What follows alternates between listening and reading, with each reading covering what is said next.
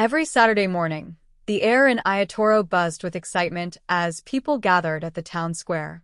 Traders from all over the region displayed their goods: beaded necklaces, Ankara fabrics, handmade soaps, but none attracted more attention than Mama Risi's golden meat pies.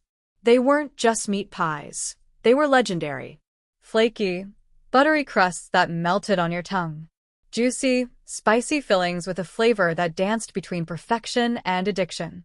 Her stand, Mama Risi's Delights, was never without a queue.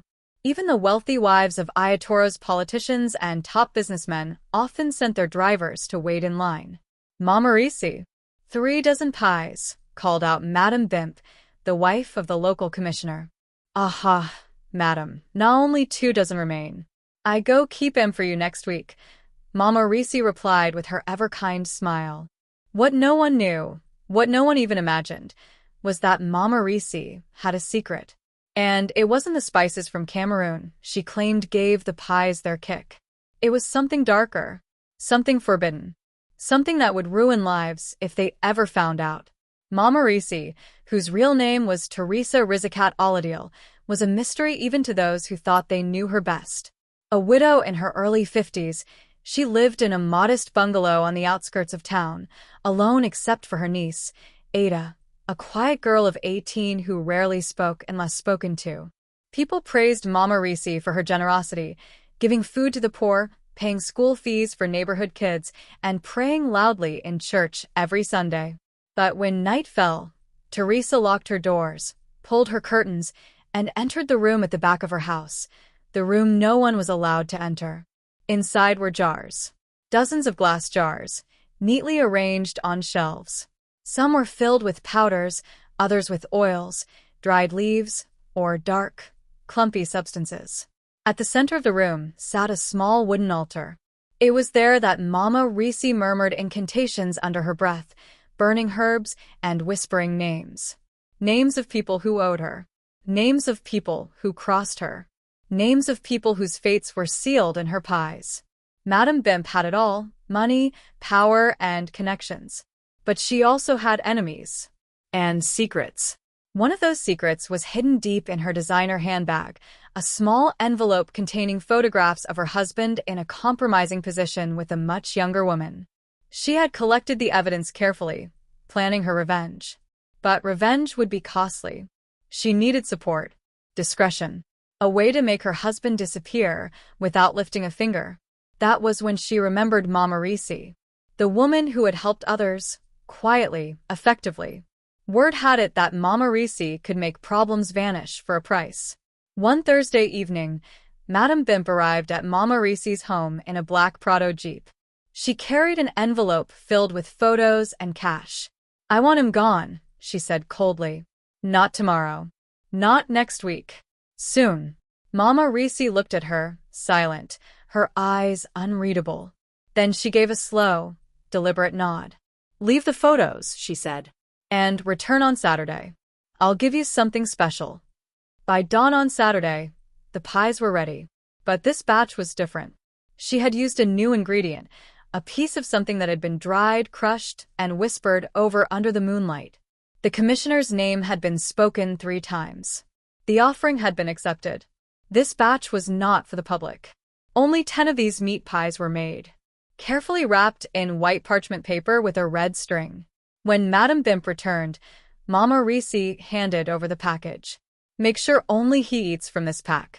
Not you, not the driver. Him alone, Mama Risi warned. Madame Bimp nodded and left. That evening, the commissioner devoured 3 pies before falling asleep in his study. He never woke up. The doctors would later say it was a heart attack. But Mama Risi knew better. And so did Ada, who stood in the doorway that night, watching her aunt wash her hands with salt and bitter leaf water, humming an old, chilling lullaby. Chapter 5. The Investigator. The news of the commissioner's death shook Ayatoro. Everyone mourned. Tributes poured in. But one person wasn't convinced. Detective Kalapo, a man with a sharp eye and an even sharper gut feeling, had been investigating quiet deaths around Ayatoro for years. Deaths that made no sense. Healthy people dying in their sleep. accidents with no logical explanation. And there was one common thread in all of them. Each victim had, at some point, bought pies from Mama Risi. He wasn't ready to accuse her. Not yet. But he had questions. And one way or another, he would get his answers. Even if it meant pretending to be one of her customers. Even if it meant taking a bite himself. Detective Colapo had seen all kinds of cases in his 15-year career, from political assassinations to rituals masked as robberies. But nothing unsettled him like Mama Risi. She was too clean, too kind, too convenient. So, he devised a plan. The next Saturday, Colapo dressed down, wearing an old Ankara shirt and sandals. He borrowed a neighbor's rusty Toyota and headed for the market just after sunrise. When he approached Mama Risi's Delights, he noticed the same long line of customers, eager, hungry, blind. My brother. You came early, oh. Mama Risi said, flashing her signature smile. Colapo returned the smile. I hear say your pie fit raise the dead. She laughed, a rich, throaty sound. I know try reach like that, but sweet well. He bought 4 pies and walked away, but he didn't eat them. Not immediately.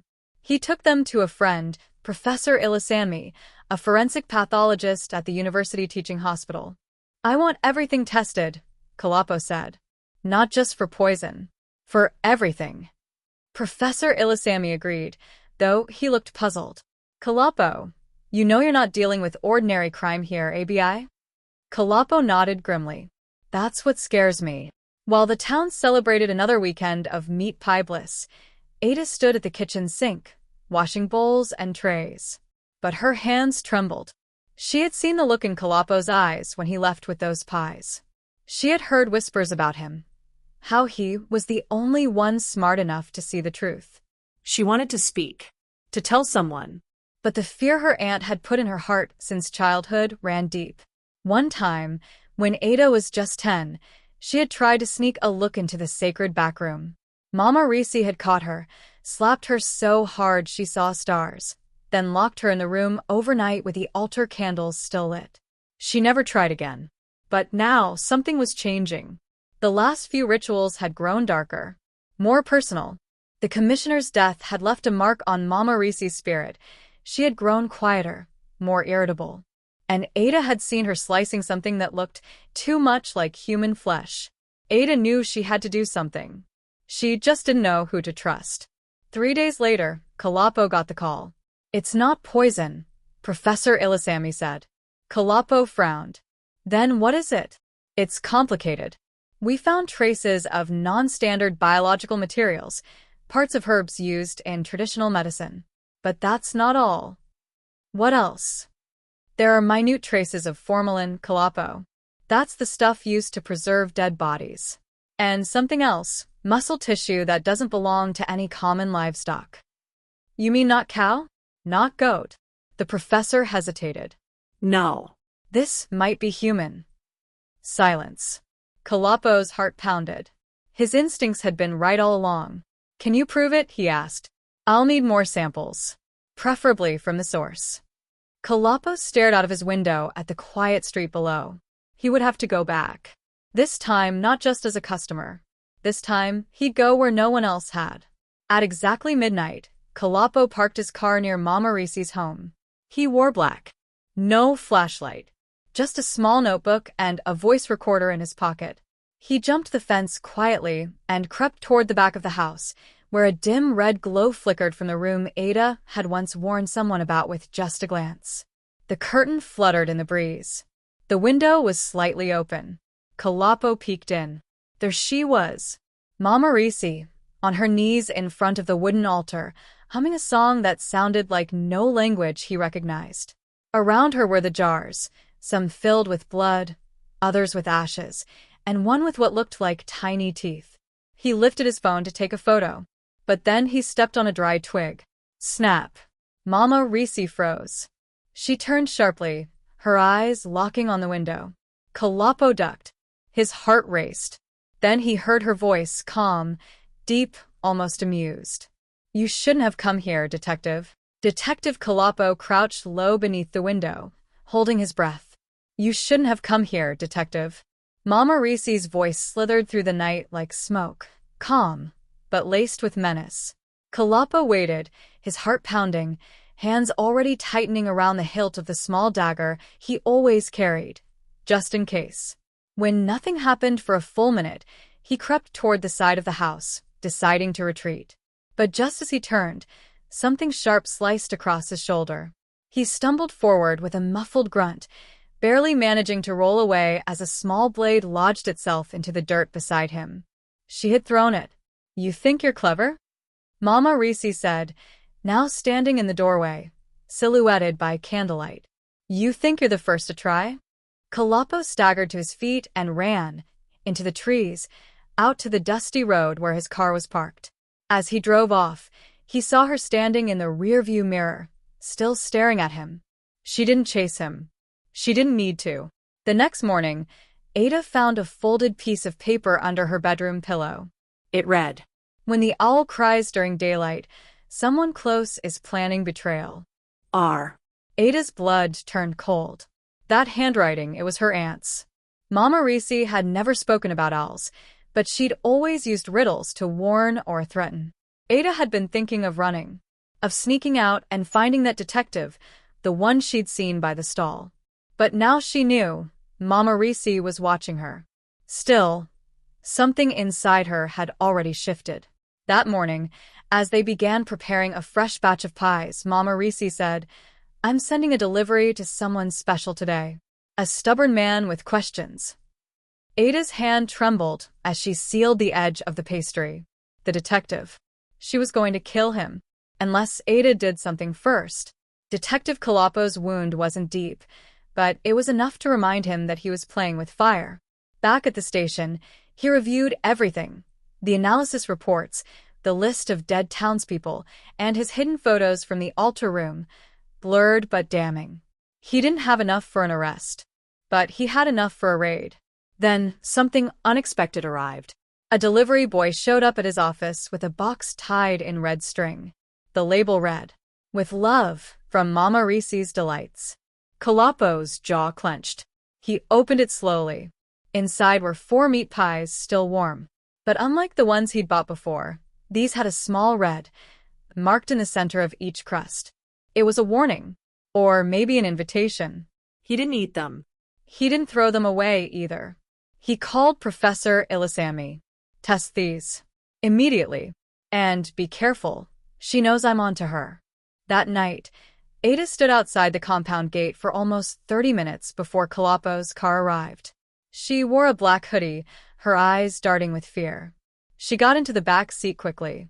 "I don't have much time," she whispered. "She's planning something big. The next market day, something terrible is going to happen. She has a new ingredient." Kalapo narrowed his eyes. "What kind of ingredient?" Ada looked down, her voice almost cracking. She said she needed grief. The kind only death brings. She used part of the commissioner's heart. Dried it. Ground it. It's in the new spice mix. The more people eat it, the more power she gains. Kalapo stared at her, stunned. Ada continued. "There's a black notebook hidden beneath the altar. It lists names, victims, ingredients, even buyers who asked for more than just pies." Kalapo reached into his glove compartment and pulled out a burner phone. "Take this. If anything happens, call. Do not try to stop her on your own." Ada nodded, already crying. "I don't want to die." "You won't," Kalapo said. "But she might." As Ada disappeared into the night, Kalapo knew 2 things. He finally had a witness. And in 3 days, on market day, Mama Reese was planning something that would make all her previous pies look like appetizers. Long before she was Mama Reese, the queen of meat pies and the matriarch of the market, she was just Raziatu, a quiet girl from the outskirts of Osun State. Her father was a butcher, and her mother a herbalist, known across villages for treating infertility, madness, and even strange disappearances. But they had a secret. It began with a shrine deep in the forest, where no birds sang and no trees bore fruit. The locals called it Agbid Alkan, the forge of the forbidden door. Only the truly desperate went there. And when they returned, They were never the same. Rosiata first went there at 17. Her mother was dying, coughing up blood, and whispering riddles in her sleep. Her father, too afraid to lose her, begged the spirits for help. The shrine keeper, a bent, blind woman with no name, offered them a choice. Give us the blood of something you love, and we will give you the flavor no one forgets. Rosiata offered her pet goat. The spirits laughed. Not enough. Her father offered his own blood. Still not enough. In the end, her mother gave up her soul, but her body survived. Something entered her that night. Something old. Something that knew the ancient taste of flesh, of sorrow, of devotion. The next morning, Rosiata's mother began baking. Not bread, not pastries, but pies, filled with meats so tender, so juicy, the neighbors wept when they ate. The recipe wasn't written. It was whispered, from mother to daughter, sealed with ash and blood.